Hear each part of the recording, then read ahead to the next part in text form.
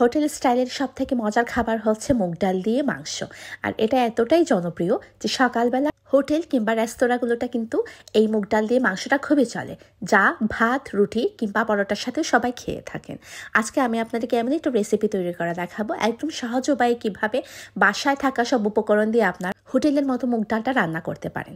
চলুন দেখে নেওয়া যাক আমার হোটেল স্টাইলের মুগ ডাল দিয়ে মাংস। আর সেই মুগ ডালটা রান্না করার জন্য প্রথমে আমাদের লাগবে কিন্তু মুগ ডাল। আমি এখানে একটি প্যান নিয়ে নিয়েছি আর নিয়ে নিয়েছি 1 কাপ পরিমাণ মুগ ডাল।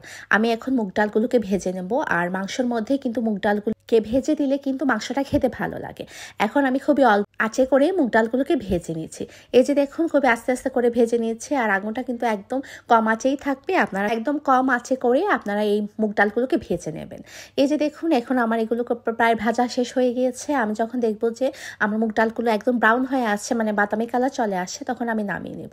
এখন আমি একটা বাটির মধ্যে ঢেলে দিলাম। এখন বাটির মধ্যে আমি পানি দিয়ে দেবো। আমি ঠান্ডা পানি দিয়ে দিয়েছি। এটাকে এখন একটা সাইডে আমি রেখে দেবো 2 থেকে 3 ঘন্টার জন্য। যত সময় ভিজবে তত কিন্তু মুগ ডালটা সফট হয়ে আসবে। এখানে দেখতে পাচ্ছেন আমি 2 কেজি পরিমাণ মাংস নিয়েছি। এগুলো লাম মিট, আপনারা চাইলে গরুর মাংস দিয়েও কিন্তু করতে পারেন। তারপর দিয়ে দিলাম 1 কাপ পরিমাণ পেঁয়াজ কুচি, দিয়ে দিলাম রসুনের 10 থেকে 12টি, দিয়ে দিলাম আদা বাটা 3 টেবিল চা চামচ পরিমাণ, দিয়ে দিলাম কিছুটা আস্ত গোটা মশলা, লবণ দিয়ে দিলাম 2 চা চামচ পরিমাণ। আপনারা কিন্তু আন্দাজ মতোই দিয়ে দেবেন। তারপর এখানে ভাজা তেল আমি দিয়ে দিয়েছি। এটা করে কি হয় কি, আমার তেলগুলো অপচয় হলো না, আর খুব তাড়াতাড়ি কিন্তু আমার তেলগুলো শেষ হয়ে গেল। তাই সবসময় আমি ভাজা তেলগুলোই দিয়ে দিই। এখন আমি দেখতে পাচ্ছেন আমি ঢাকনাটি ঢেকে রেখেছিলাম কিছুক্ষণের জন্য।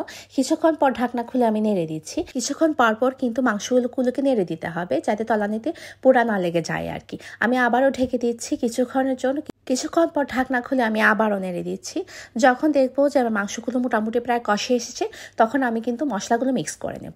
এখানে আমি দিয়ে দিচ্ছি 2 চা চামচ পরিমাণ মরিচের গুঁড়ো, দিয়ে দিলাম হলুদের গুঁড়ো 2 চা চামচ পরিমাণ। এখানে আপনারা আপনাদের ঝাল বুঝে দিয়ে দেবেন, আপনারা কতটুকু ঝাল খেতে চান আর কি। তারপর দিয়ে দিলাম আমি 2 চা চামচ পরিমাণ ধনিয়া গুঁড়ো, আর দিয়ে দিলাম 1 চা চামচ পরিমাণ জিরার গুঁড়ো। আমি আর কোনো মশলা এখানে দিইনি। আমি সবসময় এই 4টি মশলা দিয়ে কিন্তু মাংসটা রান্না করে থাকি। অনেকেই দেখেছি কি খুব বেশি পরিমাণে মশলা দেন, মানে মজা হওয়ার জন্য। তাতে করে হয় কি, মাংসেরটা স্মেলও চলে যায় আর খেতেও কিন্তু ভালো লাগে না, অতিরিক্ত মশলা হয়ে যায়। এই যে দেখতে পাচ্ছেন এখন আমার মাংসগুলো কিন্তু প্রায় কষে এসেছে। আমি কিছুক্ষণের জন্য ঢেকে রেখেছিলাম। এখন আমি দিয়ে দেবো আমার ডালগুলো। আমি ডালগুলোকে পানিতে ভিজিয়ে রাখার পর তারপরে কিছুক্ষণ পর আবারও ধুয়ে আমি একটা স্ট্রেনের মধ্যে তুলে রেখেছিলাম, যাতে আমার পানিগুলো ঝরে যায় আর কি। পানি ঝরিয়ে কিন্তু ডালগুলো দিতে হবে। এতে করে হয় কি, ডালটা একদম ঝরঝরে থাকে আর কি। তারপর ডালগুলো দিয়ে দিলাম। কিছুক্ষণের জন্য আমি আবারও ঢেকে দিয়েছিলাম, যাতে ডালগুলো একদম সফট হয়ে আসে। তারপর কিছুক্ষণ পর ঢাকনা খুলে আমি দিয়ে দিলাম কাঁচামরিচ। আমি আস্ত কাঁচামরিচ এখানে দিয়ে দিয়েছি 5 থেকে 6টি। আর কাঁচামরিচ দিলে না মাংসের মধ্যে খুব একটা ভালো ফ্লেভার আসে। তারপর যেহেতু এটা হচ্ছে ডাল, মানে মুগ ডাল দিয়ে রান্না, এটা কিন্তু খেতে খুবই ভালো লাগবে।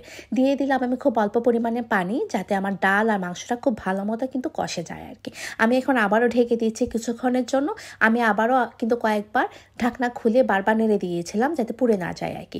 কিছুক্ষণ পর ঢাকনা খুলে আমি দিয়ে দিলাম জিরার গুঁড়ো। এগুলো কিন্তু আমার ঘরে বানানোই ছিল। এখান থেকে আমি পুরো 1/2 চা চামচ পরিমাণ দিয়ে দিলাম আমি ধনিয়া পাতা কুচি আপনারা আপনাদের পরিমাণ বুঝে দিয়ে দেবেন। আর ডালটা কিন্তু আমি একটু ঝুলঝুলি রেখেছি, এই কারণে যখন আমি পরে গরম করব, যাতে কিন্তু ডালগুলো একদম এঁটে যায় না আর কি। তাই আমি একটু ঝুলঝুলি রাখলাম, যেহেতু মুগ ডাল তাহলে কিন্তু এঁটে যেতে পারে। আর এই মুগ ডালটা দিয়ে কিন্তু আপনারা ভাত, পরোটা, রুটি কিংবা নানের সাথেও খেতে পারেন। আর এটা এতটাই সুস্বাদু হয় যে এটা স্বাদ ভোলার মতো না।